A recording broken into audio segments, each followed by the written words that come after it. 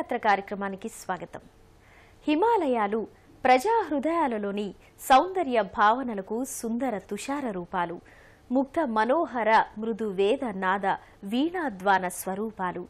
అలాంటి హిమనగములలో పుట్టిన గంగమ్మ తల్లి ఊరూరున తన పేరుని మార్చుకుంటూ ఆయా సుందర క్షేత్రాలను పవిత్ర పావనం చేస్తోంది.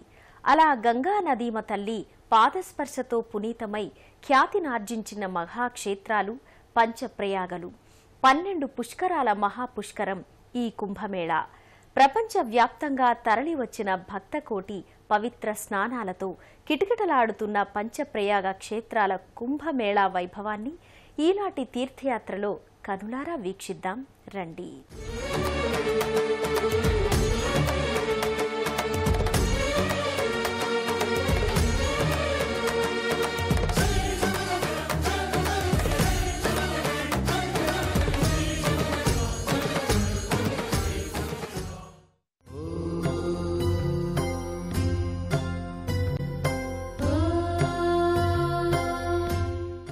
దివ్యనారాయణ క్షేత్రంగా ప్రసిద్ధి పొందిన బదరీనాథ్ క్షేత్రానికి దక్షిణంగా 38 కిలోమీటర్ల దూరంలో ఉన్న పవిత్ర తీర్థక్షేత్రం విష్ణుప్రయాగ. సాక్షాత్తు శ్రీమన్నారాయణుడు తపస్సు చేసిన దివ్య స్థలంగా విష్ణుప్రయాగను పురాణాలు అభివర్ణిస్తాయి. ధవళగంగా, అలకానంద నదీ సంగమ క్షేత్రమైన విష్ణుప్రయాగ దివ్యక్షేత్ర వైశిష్ట్యమేమిటో మనం ఇప్పుడు చూద్దాం. భారతావనిలోని ఎన్నెన్నో పుణ్యక్షేత్రాలు, దేవాలయాలు, నదీనదాలు, పర్వతాలు, అరణ్యాలు, తపమాచరించే మహనీయులు ప్రజల్లో ధార్మిక జ్వాలలను జ్వలింపజేశారు.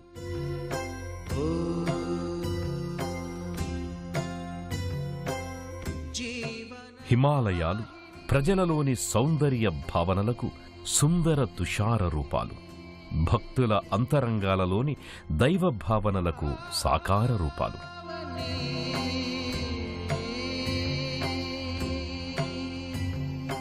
కలియుగమున కల్పతరువు నీడ నీవని, కనులు తుడుచు కామధేను తోడు నీవని,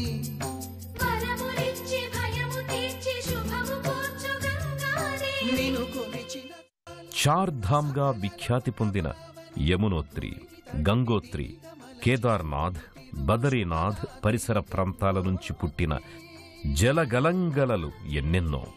హిమాలయాలలోని మంచు కరిగి నీరై నదిగా మారి కొండకోనల్లో పరుగులు పెడుతుంది.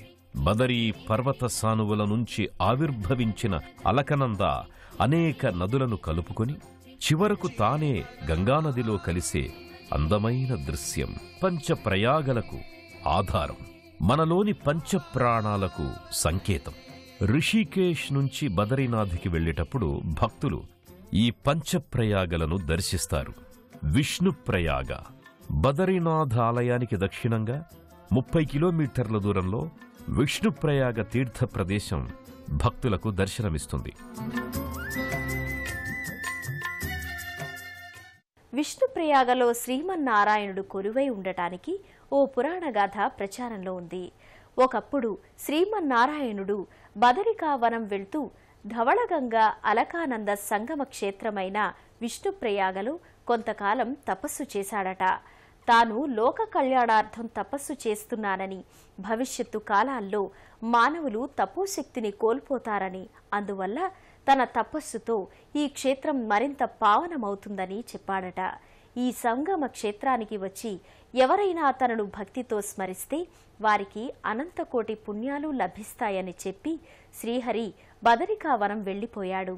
అనంతరం మునులు, దేవతలు స్వామి తపస్సు చేసిన ఈ క్షేత్రంలో వీరనారాయణ రూపంలో ఓ విగ్రహాన్ని ప్రతిష్ఠించి అర్చించారట. అప్పటి నుండి ఈ క్షేత్రానికి విష్ణుప్రయాగ అనే పేరు సార్థకమైంది. గర్భాలయంలోకి ప్రవేశించిన భక్తులు శ్రీ వీరనారాయణ స్వామి దివ్యమంగళ రూపాన్ని దర్శించి అలౌకికమైన ఆనందానికి గురవుతారు. బదరీనాథ్కి ఉత్తరంగా ఉన్న తెల్లని మంచు పర్వతాల నుంచి అలకనంద రూపుదిద్దుకొని పరవళ్లు తొక్కుతూ బదరీ క్షేత్రం పక్క నుంచి విష్ణుప్రయాగ క్షేత్రానికి చేరుకుంటుంది. విష్ణువు ఇక్కడ తపస్సు చేశాడు కాబట్టి ఈ సంగమ నదీ తీర్థానికి విష్ణుప్రయాగ అనే పేరొచ్చింది. అనేక మంది మహనీయులు, మహారాజులు, భక్తులు వీరనారాయణమూర్తిని అభిషేకించి, అర్చించి తరించారు. నేడు వీరనారాయణ దేవాలయం అనేక మార్పులకు లోనయ్యింది. ఈనాటి ఆలయం ఎంతో సుందరంగా భక్తులకి కనువిందు చేస్తుంది. బదరీనాథ్కి యాత్ర చేసే భక్తులు వీరనారాయణుడిని దర్శించి పునీతులవుతారు. ఇక్కడ చిన్నారులకు అక్షరాభ్యాసాలు చేస్తే అఖండ విద్యా సంపన్నులవుతారని ప్రతీతి. సంగమ తీర్థంలో స్వామి పాదార విందాలను అభిషేకం చేసి ఆ తీర్థాన్ని స్వీకరిస్తే రోగాలు మటుమాయమవుతాయని భక్తుల విశ్వాసం. భవ్య బదరీనాథ్ దేవాలయానికి 106 కిలోమీటర్ల దూరంలో ఉన్న దివ్యక్షేత్రం నందప్రయాగ. నందాకిని, అలకనంద నదుల సంగమ క్షేత్రమైన ఈ దివ్యస్థలి కణ్వాశ్రమ ప్రదేశంగా ప్రఖ్యాతి నొందింది. ఆ దివ్యక్షేత్ర విశేషాలేమిటో మనం ఇప్పుడు వీక్షిద్దాం. భవ్య బదరీనాథ్ దేవాలయానికి 106 కిలోమీటర్ల దూరంలో నందప్రయాగ క్షేత్రం భక్తులకు వరదాయినిగా ప్రసిద్ధికెక్కింది. ప్రాచీన కాలంలో ఈ ప్రాంతం కణ్వాశ్రమ ప్రాంతంగా ప్రఖ్యాతి పొందినట్టుగా తెలుస్తోంది. కణ్వాశ్రమం నుంచి బదరికాశ్రమం వరకు ఉన్న భూమి పరమ పవిత్రమైనదని పురాణాలు చెబుతున్నాయి. నందప్రయాగ క్షేత్రానికి ఈశాన్యంగా 75 కిలోమీటర్ల దూరంలో నందాదేవి అనే పర్వత శిఖరం ఉంది. ఈ పర్వత శిఖరం దాపుననే ఉన్న గిరి శిఖరాల లోయ ప్రాంతం నుంచి పుట్టిన నదికి నందాకిని అనే పేరొచ్చింది.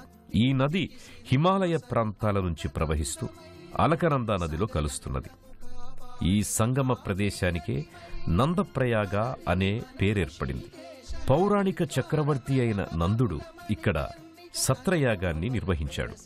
యజ్ఞపురుషుడు ప్రత్యక్షమై మానవులందరూ తరించే విధంగా నందచక్రవర్తికి ఒక వరాన్ని ప్రసాదించాడు.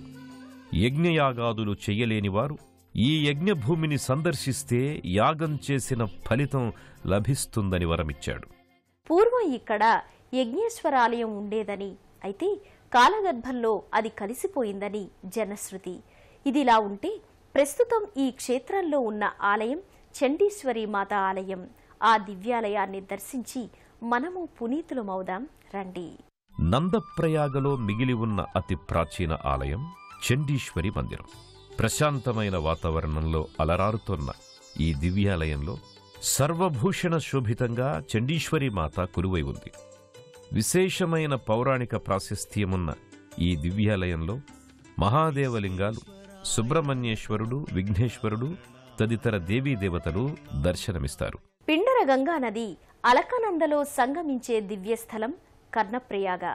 వీరాధివీరుడైన కర్ణుడు సూర్యుని గురించి తపస్సు చేయగా సూర్య భగవానుడు ఈ క్షేత్రంలోనే కర్ణునికి కవచకుండలాలను ప్రదానం చేశాడని ఇక్కడి స్థల పురాణ కథనం. సూర్యకిరణ ప్రభాభాసమైన ఈ ప్రాంతం పాపపు చీకట్లను పారద్రోలి జ్ఞానపు వెలుగులను అందించే పుణ్యభూమిగా వాసికెక్కింది. విశిష్టమైన కర్ణప్రయాగకి 100 కిలోమీటర్ల దూరంలో ఉన్న పర్వత సానువుల్లో పుట్టి ఓషధీ గుణాలతో ప్రవహించే పిండరగంగా అనే నది ఇక్కడ అలకనందలో సంగమమవుతుంది. ఈ సంగమ ప్రదేశంలో దానకర్ణుడు తపస్సు చేశాడు. కర్ణుడు వామదేవాది మునులతో సూర్యయాగం కూడా చేశాడు అని తెలుస్తోంది. 40 రోజుల పాటు మండల దీక్షగా సాగిన ఈ యాగానికి వచ్చిన వేలాది మందికి అన్నదానం, గోదానం, సువర్ణదానం చేసి దానకర్ణుడు తన బిరుదుని సార్థకం చేసుకున్నాడు. ఆదిత్యుడి అనుగ్రహంతో తన దోషాలను పోగొట్టుకున్నాడు. కర్ణుడు యాగం చేసిన ప్రదేశం కనుక పిండరగంగా అలకనందల సంగమ ప్రదేశానికి కర్ణప్రయాగ అని పేరొచ్చింది. ఇక్కడ ఉదయాననే సూర్యదర్శనం, సూర్య నమస్కారం, సూర్యస్తోత్రం చేసినట్లయితే అట్టివారికి ఆరోగ్యం, ఐశ్వర్యం, మోక్షం కూడా లభిస్తుంది. కర్ణప్రయాగలో కర్ణుడు, శ్రీకృష్ణుడిల భారీ విగ్రహాలు కనిపిస్తాయి. ఇక్కడే శ్రీరామ మందిరం కూడా ఉంది. ఈ మందిరంలో సీతారామ లక్ష్మణులు హనుమంతుడి సహితంగా కొలువై ఉన్నారు. కర్ణప్రయాగ క్షేత్రంలో అడుగు పెడితేనే సర్వ పాపాలు తొలగిపోతాయని చెబుతారు. ఇక్కడ పురాతనమైన ఉమాదేవి మందిరం ఉంది. ప్రతిరోజు కైలాస పర్వతం నుండి పార్వతీదేవి ఇక్కడికి వచ్చి విహారం చేసి కొన్ని క్షణాల పాటుంటుందని స్థానిక కథల ద్వారా తెలుస్తోంది. మందాకిని అలకనంద నదులు సంగమించే పవిత్ర క్షేత్రం రుద్రప్రయాగ. సాక్షాత్తు నారదుడు శివుని గురించి ఇక్కడ ఘోర తపస్సు చేసి ఇక్కడో శివలింగాన్ని ప్రతిష్ఠించాడు. ఆ కారణంగా ఈ క్షేత్రానికి రుద్రప్రయాగ అనే పేరు వచ్చింది. మహామహిమాన్వితమైన ఈ దివ్యక్షేత్ర వైశిష్ట్యమేమిటో మనం ఇప్పుడు చూద్దాం. బదరీ పుణ్యప్రదేశం నుంచి 159 కిలోమీటర్ల దూరంలో సమస్త పాపాలను హరించే రుద్రప్రయాగ తీర్థక్షేత్రం భక్తుల పాలిటి కల్పవృక్షంగా నిలిచింది. ఇహరి, పౌరి, చంబా అనే 3 జిల్లాల వారికి ముఖ్యమైన కూడలి ప్రదేశం ఇది. ఎన్నెన్నో పురాణ కథలకు నెలవు రుద్రప్రయాగ. చార్ధామ్ ప్రాంతమంతా ఒకనాడు కేదారఖండంగా విఖ్యాతిగాంచింది. బ్రహ్మమానసపుత్రుడైన నారదుడు ఎప్పుడూ నారాయణ నామాన్ని స్మరిస్తూ ఉండేవాడు.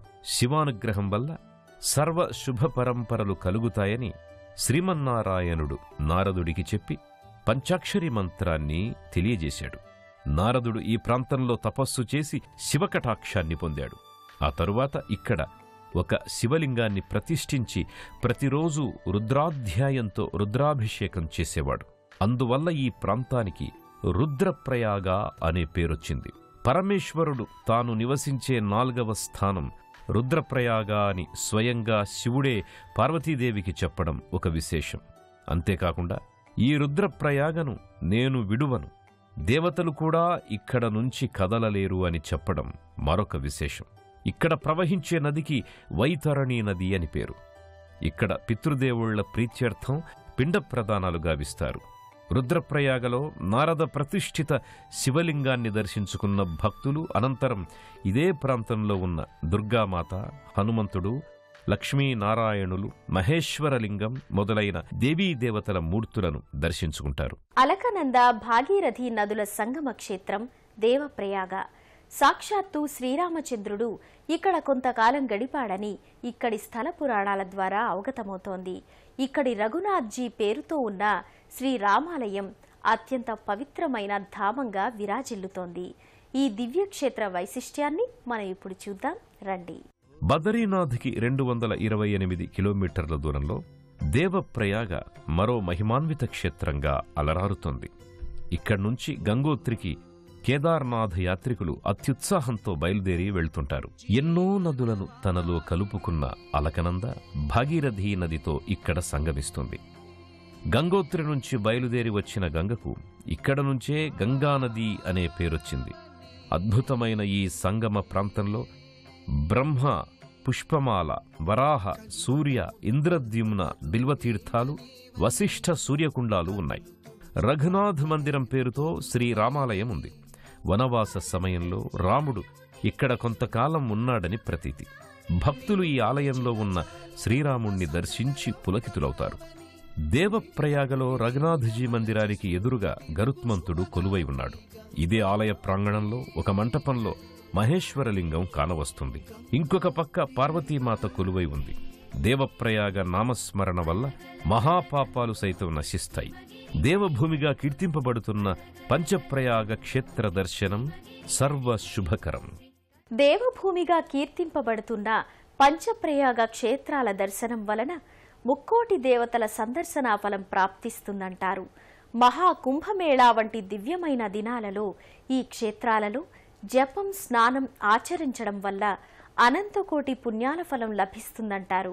ఆయా క్షేత్రాలలో కొలువైన మహిమాన్విత దేవతల కరుణా కటాక్ష వీక్షణాలు మనందరిపై ఉండాలని మనసారా కోరుకుంటూ మరో క్షేత్ర సందర్శనంతో మళ్లీ కలుసుకుందాం.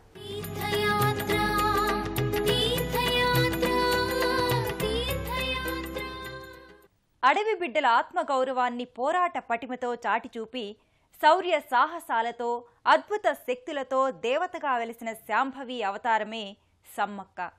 దేశంలోనే అతి పెద్ద గిరిజనుల ఉత్సవం మేడారం సమ్మక్క సారలమ్మల జాతర. తాడ్వాయి మండలంలోని దట్టమైన అడవి ప్రాంతం మేడారం. ఈ ప్రాంతం వరంగల్ జిల్లా కేంద్రానికి 110 కిలోమీటర్ల దూరంలో ఉంది. ప్రతి 2 సంవత్సరాలకు ఒకసారి మాఘశుద్ధ పౌర్ణమిన గిరిజనులు, గిరిజనేతరులు కూడా సమ్మక్క సారలమ్మలకు మొక్కులు చెల్లించుకొని ఆ తల్లి దర్శనంతో పునీతులవుతారు. ఇవాల్టి మన తీర్థయాత్రలో మేడారం యాత్రా విశేషాలను వీక్షిద్దాం.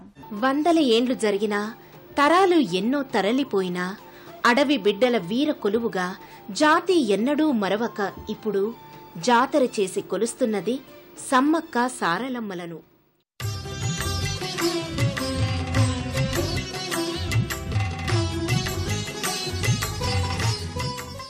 సమ్మక్క సారలమ్మల జాతర ఉత్సవాల సంరంభం జోరుగా మొదలైంది. ప్రభుత్వమే దీని నిర్వహణకు బాధ్యతాయుతంగా చేపట్టింది. రాష్ట్రం నలుమూలల నుంచే కాకుండా ఛత్తీస్గఢ్, మధ్యప్రదేశ్, ఒరిస్సా, మహారాష్ట్ర, కర్ణాటక వంటి దూర ప్రాంతాల వారు కూడా అమ్మవారి పూజలకు తరలివస్తారు. నిజానికి పూజలందుకునే ఉత్సవమూర్తులు ఏవీ లేకపోవడం ఈ జాతరలోని విశేషం.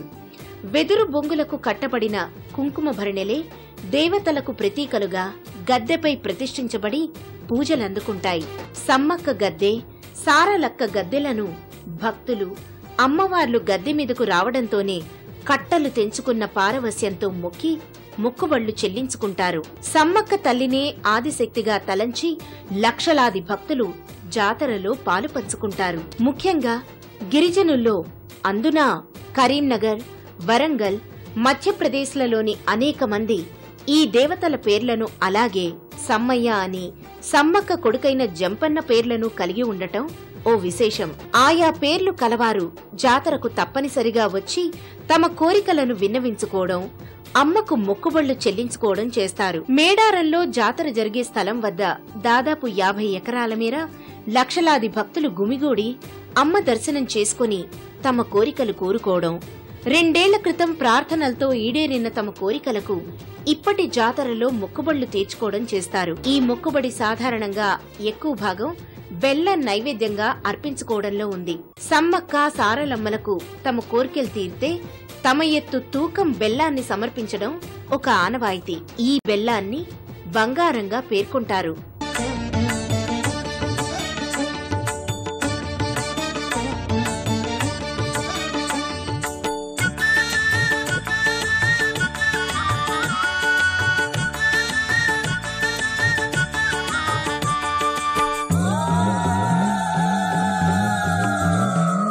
శివంకరీ జయంకరీ శుభం. కోటి మహిమల తల్లి సమ్మక్క, కొండ కోణంలో వెలిసింది సమ్మక్క, కోయ రాజ్యమందు సమ్మక్క, కోటి కాంతులే తెచ్చింది సమ్మక్క. పూర్వం బక్కయ్యపేటకు చెందిన కోయలు కొందరు వేటకు వెళ్లగా దట్టమైన అడవిలో పసిపాప ఏడుపు వినిపించింది. పెద్ద పులుల పహారాలో ఓ పసిపాప కనబడింది. ఆమెను దైవాంశ సంభూతురాలుగా భావించి గూడానికి తెచ్చి మాఘశుద్ధ పౌర్ణమి నాడే సమ్మక్క అనే పేరు పెట్టి ఆమె సేవలో పునీతులవసాగారు. సమ్మక్క అందరితో కలివిడిగా ఉంటూ వారి కోరికలను తీర్చే కొంగు బంగారంగా అనుగ్రహించేది.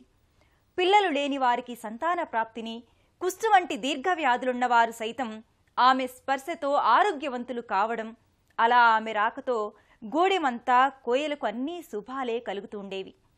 మేడారం కోయదొర పగిడిద్ద రాజుతో యుక్త వయసులో సమ్మక్క వివాహం జరిగింది.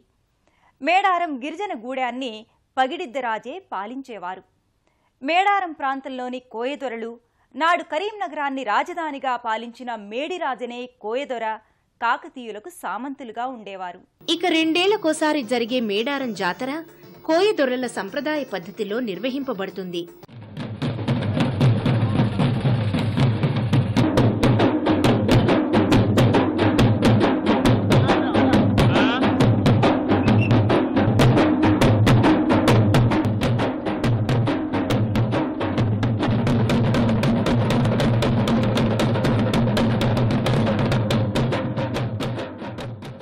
గిరిజనులే పూజారులుగా వంశపారంపర్యంగా ఈ జాతరను 10 రోజుల ముందు నుండే పూజా కార్యక్రమాలతో నిర్వహిస్తారు. వరంగల్లో అయిన ఓరుగల్లుని రాజధానిగా ప్రతాపరుద్రుడు అప్పటి కాకతీయ సామ్రాజ్యాన్ని పాలించేవారు.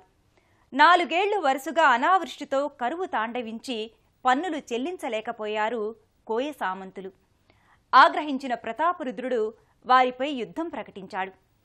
కాకతీయ సైన్యాలు పగిడిద్దరాజును అణచివేయడానికి రాగా పన్నులు నిరాకరించి యుద్ధ సన్నదుడై తరలి వెళ్లి సంపెంగ వాగు వద్ద భీకర పోరాటం చేశాడు. అయితే కోయ సైన్యం కాకతీయుల ధాటికి తట్టుకోలేకపోయింది. పగిడిద్దరాజు మాత్రమే కాదు, సమ్మక్క ద్వారా అతను కన్న సంతానం కుమార్తెలు నాగులమ్మ, సారలమ్మల భర్త గోవిందరాజు యుద్ధంలో వీరమరణం పొందారు. పగిడిద్ద రాజకుమారుడు జంపన్న పరాజయాన్ని తట్టుకోలేక సంపెంగ వాగులో దూకి తనువు చాలించాడు. నాటి నుండే సంపెంగ వాగు జంపన్న వాగుగా వ్యవహారంలోకి వచ్చింది. సమ్మక్క స్వయంగా కాకతీయ సైన్యాలతో యుద్ధానికి తలపడి అపర కాళిలా విజృంభించి వీర విహారం చేసింది. ఆమెను నిలువరించలేక శత్రువులు దొంగదెబ్బతీశారు. వెన్నుపోటు పాలైన సమ్మక్క గుచ్చుకున్న బల్లెంతోనే యుద్ధభూమి నుండి వైదొలగి మేడారానికి ఈశాన్య దిశవైపు కల చిలకలగుట్ట దగ్గర మలుపు తిరిగి వెంటననుసరించిన కోయలకు కనిపించకుండా అదృశ్యమైపోయింది. సమ్మక్క జాడ ఎంతకీ లభించలేదు. అయితే గుట్ట మీద కల నాగవృక్షం చెంత పసుపు కుంకుమలతో ఒక భరిణె కనిపించింది. దానిని సమ్మక్క ప్రతీకగా భావించి ప్రతి 2 ఏళ్లకొకసారి గద్దె మీద కుంకుమ భరిణెతో కల రాటను ప్రతిష్ఠించి పండుగ జరుపుకోవడం ఆచారమైంది. సమ్మక్క కొలువు తీరిన గద్దె జువ్వి చెట్టు వద్ద ఉంది. ఈ వృక్షాన్ని కూడా భక్తులు సమ్మక్కను పూజించినంత శ్రద్ధగా కొలుస్తారు. భక్తులు లైన్లో నిలబడి సమ్మక్క అమ్మను దర్శించడానికి గద్దె రాటకు మొక్కి పూజలు నిర్వర్తించి అటుగా సారలమ్మను దర్శించుకొని ఆమెకు కూడా మొక్కుబడులు చెల్లిస్తారు.